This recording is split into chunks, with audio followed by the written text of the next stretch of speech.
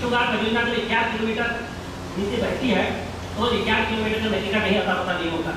और जब वो चाई गांव के नीचे उसका पावर हाउस बना तो 2004 में पूरा गांव ढक गया।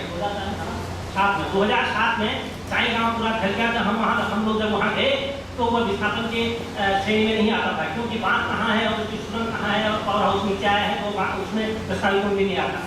इस समय चमोली जनपद में आप जब बद्रीनाथ से चलते हैं तो सबसे पहले विष्णुघाट परियोजना है, जिसमें 11 किलोमीटर की सुरंग है। फिर उसमें तपोवन विष्णुघाट परियोजना आती है, जिसके जो आपके जोशीमठ के शहर के नीचे से जिसकी सुरंग जा रही है वो 11 किलोमीटर की सुरंग है। और जो सुरंग आगे निकलती है तो पीपलकोटी परियोजना है, जिसमें 3 किलोमीटर की सुरंग है। जब हम उससे नीचे आते हैं तो फिर 700 मेगावाट बिजली की उत्सु परियोजना है, जिसमें आपके 20 किलोमीटर की सुरंग है। और इस प्रकार से पूरे सुरंगों के अंदर नदियों को डाल के पूरे पहाड़ को खोखला करने की शादी विनाशकारी विकास के मॉडल ने की है। और इसमें मैं एक छोटा सा आंकड़ा आपको देना चाहता हूँ कि सिर्फ चमोली जनपद में ये बांधों की सुरंगों के कारण 6 गाँव नस्तनाबूद हो गए, जिनका इतिहास और जिनकी संस्कृति खत्म हो गई, जिनका नाम निशान मिल गया है। और 38 गाँव ऐसे चमोली जनपद में है जो इन बांधों की जद में है और उनको बहुत तुरंत विस्थापन की जरूरत है। उत्तराखंड में 244 गाँव ऐसे हैं जो बांध और बांध जैसी परियोजना से विस्थापन करा रहे हैं। एक ही मोटा मोटा खाता है और चीजें। और इसमें जो इन पूरे विकास के मॉडल को बनाने वाले लोगों का जो अमानवीय चेहरा है, उसको जब आप देखेंगे तो आपको लगेगा कि विकास के नाम पर जी ढंग की खामियां और जी ढंग की फरेब और जी ढंग की तानाशाही लोगों ने की है, उससे पहाड़ या पहाड़ से बाहर रहने वाले लोग कभी चुप नहीं रह सकते। और जब प्रतिकार की कोई बात आती है तो लगातार उसके पीछे एक बड़ी लंबी लाइन खड़ी की जाती है। अभी मैं श्रीनगर परियोजना के बारे में आपको बताना चाह रहा हूँ। श्रीनगर परियोजना 220 मेगावाट की, कितना बड़ा सड़क हुआ गाँववासी और बेहतर ढंग से बताएंगे, क्योंकि गाँववासी जी वहाँ पर उस आंदोलन के साथ शामिल भी रहे और उस समय की सरकार भी थी। तो टिहरी जो श्रीनगर परियोजना है, श्रीनगर परियोजना पहले 220 मेगावाट की और उसके बाद उसको बढ़ा के 333 मेगावाट किया गया। और हालत ये है कि आज पूरा जो आपका धारी देवी मंदिर है वहाँ तक पूरा पानी भर गया। और इन सरकारों की बदतमीजियाँ देखिए कि आपके एक मंत्री जो पिछले दिनों दिल्ली में अपने पूरी रैली के साथ कथित रूप से आए, उन्होंने एक बहुत गजब की बात कही।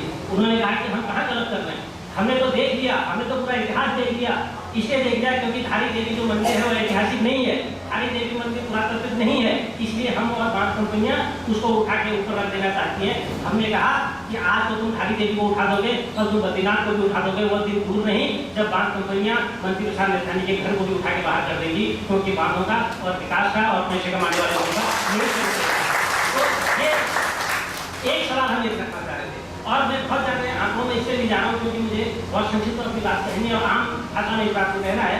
तो मैं एक बात और कहना चाह रहा हूँ कि बहुत जो महत्वपूर्ण बात वह यह है कि हमारे लिए गंगा और गंगा जैसी तमाम नदियाँ और उत्तराखंड के तमाम गधेरे और उत्तराखंड की तमाम जलधाराएं हमारे लिए हमेशा गंगा रही। हमने उनको हमेशा गंगा के रूप में इस्तेमाल किया है। हमारे यहाँ अगर बागेश्वर में जाते हैं, हमारे यहाँ अगर आप घाट में जाते हैं, अगर आप रामगंगा में जाते हैं तो कहते हैं गंगा नहाने जा रहे हैं। कोई ये नहीं कहता है कि मैं नदी में नहाने जा रहा हूँ, क्योंकि वो एक परंपरा में शामिल है और गंगा नहाने का। तो इसलिए गंगा हमारे लिए प्रत्येक धारा गंगा है। हम जब गंगा को बचाने की बात करते हैं तो हम सब पहाड़ की तमाम धाराओं को बचाने की बात करनी चाहिए। और गंगा को बचाने का मतलब सिर्फ उसकी स्वच्छता को या उसकी निर्मलता की बात नहीं है।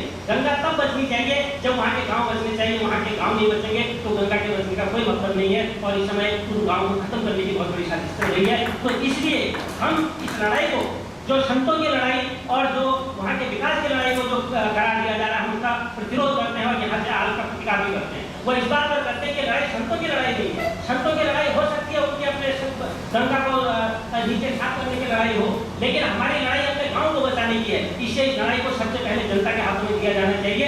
जो जनता उससे प्रभावित हो रही है, जो जनता उससे परेशान हो रही है, जिस जनता की जमीन जा रही है, जिसका खेत जा रहा है, जिसकी नदी जा रही है, उसको बचाने के बजाय हम गंगा के सवालों को दूसरी क्षण लड़ाई कर रहे हैं। और आज पहले राउंड का सवाल है, लोग कहते हैं कि ये एनजीओ का खेल है, लोग कहते हैं कि तमाम एनजीओ वहाँ एनजीओ की लड़ाई क्या है, हमें क्या लेना उस बात से, हमको क्या बात की हिंदू परिषद की लड़ाई को लड़ रहा है। लेकिन हमको इस बात का पता है कि जो तमाम सुरंगें उत्तराखंड के अंदर खोदी जा रही है, हमको यह पता है कि लोहारी नागमाला जिसमें आप कह रहे हैं कि साहब 100% बन गई है, आपने क्यों बंद कर दिया। मेरे घर के और मेरी जमीन पर कोई आदमी पूरा मकान बना ले, अपना महल बना ले, और महल बनाने के बाद मेरे से कोई ये कहे कि अभी पूरा बन गया तो जमीन पर अपना कब्जा छोड़ दे, क्या आप कर सकते हैं ऐसा?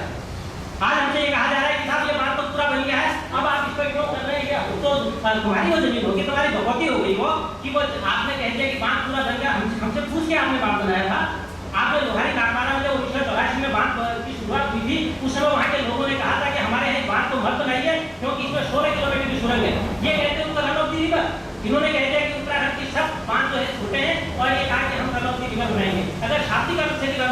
का मतलब समझा जाए तो रन ऑफ द रिवर का मतलब यही होता है कि आप नदी का उपयोग करें और पानी को नीचे को जाने दें। लेकिन रन ऑफ द रिवर की हमारे यहाँ परिभाषा बड़ी गलत हुई है। एक भी बांध ऐसा नहीं है हमारे यहाँ, एक भी परियोजना ऐसी नहीं है जिसको कि हम रन ऑफ द रिवर की श्रेणी में रख सकते हो।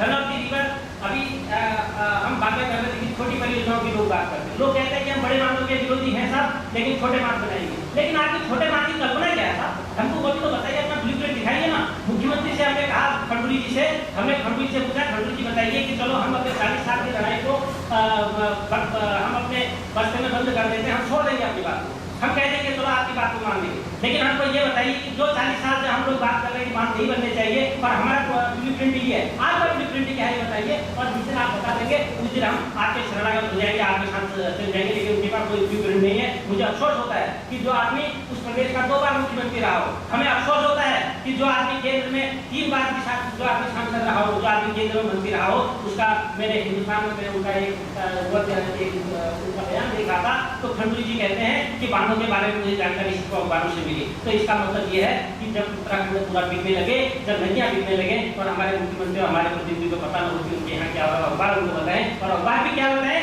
अखबार ये बताएं कि बांध उत्तराखंड के लिए बहुत सही है और खंडूरी जी उनके साथ खड़े हैं और खंडूरी जी जैसे तमाम लोग उनके साथ खड़े हैं। ये बहुत दुर्भाग्य उत्तराखंड के साथ है। तो इसलिए हम इस बात को कहना चाहते हैं कि बांधों के पूरे सवाल को हमको ज्ञापन पर पेश को सोचना चाहिए। जहाँ तक रोजगार का सवाल है, पूरे उत्तराखंड की बात है, दुनिया के अंदर आप पूरे बांधों की स्टडी कर लीजिए। अमेरिका के अंदर अमेरिका ने अपने यहाँ बांध तोड़ने शुरू कर दिए हैं और बहुत सारे बांध जो साल में लग सकता है कि इतने बांध हम एक साल में तोड़ लेंगे। आपके जापान के अंदर बांधों को तोड़ने का सिलसिला शुरू हुआ। जिस चीज का उदाहरण आप लोग देते हैं, उन्होंने अपने यहाँ बांधों को कम करने की शुरुआत कर दी है। और हमारे यहाँ जो सबसे बड़ी बात थी, हमने उसको विकास का हमने कहा कि उसके लिए बहुत ज्यादा हमारे रोजगार की संभावनाएं हैं। लेकिन सही बात यह है कि दुनिया में कोई भी अगर बांध बनता है, कोई भी ऐसी परियोजना बनती है, तो वह 2 लोगों के लिए रास्ता तैयार करती है, एक तो ठेकेदारों के लिए और एक दलालों के लिए। और उत्तराखंड में इस वक्त ठेकेदार और दलाल, चाहे वो नेता हो, चाहे वो वहाँ के सामाजिक कार्यकर्ता हो या तमाम दूसरे किस्म के लोग हैं, वो इस पूरे द्वंद्व में फंस गए हैं। उनको पता नहीं लग पा रहा है कि विकास का आखिर रास्ता क्या होता है और आखिर वो विकास उसी बात को समझने लगे हैं जो वास्तव में विकास के लिए सबसे हानिकारक होता है। इसलिए हम इस सवाल को लेकर आज आप लोगों के बीच में है कि हम इधर का कोई मन बनाए कि वास्तव में क्या उत्तराखंड के विनाशकारी मॉडल के प्रतिकार के रूप में इसके खिलाफ हम कोई ऐसा विकल्प खड़ा कर सकते हैं, कोई ऐसी बात कर सकते हैं जो कि बांधों को और सही ढंग से समझने में हमारी मदद करे। उत्तराखंड के अंदर 68 जो है छोटी जल विद्युत परियोजनाएं बनी और तो कुछ जिनको हम माइक्रो हाइडिंग कहते हैं, तो माइक्रो हाइडिंग की जो पूरी संभावनाएं थी उत्तराखंड के अंदर थी, लेकिन इस सरकार ने बहुत तरीके के साथ और बहुत योजनाबद्ध तरीके से किलो फिल्टर में जितने भी हमारे लघु जो हाइड्रो प्रोजेक्ट बन रहे थे उनको एक-एक करके खत्म करना शुरू किया। और जब जब भी हम कोई प्रोजेक्ट देते हैं कि छोटे बांध बनाइए, लघु बांध बनाइए और उनको पंचायतों का आधार पर चलाइए, तो उन बांधों को फेंके बता देते हैं। और अभी हमारे यहाँ 68 बांध ऐसे हैं जो माइक्रो हाइडिंग है, उनको एक सरकारों ने साजिश के तहत खत्म किया ताकि वो रेड्डी के लिए, ताकि वो आपके जेबी के लिए और थापर के लिए रास्ता तैयार कर सके उत्तराखंड का। यह बहुत भयानक चेहरा है उत्तराखंड में।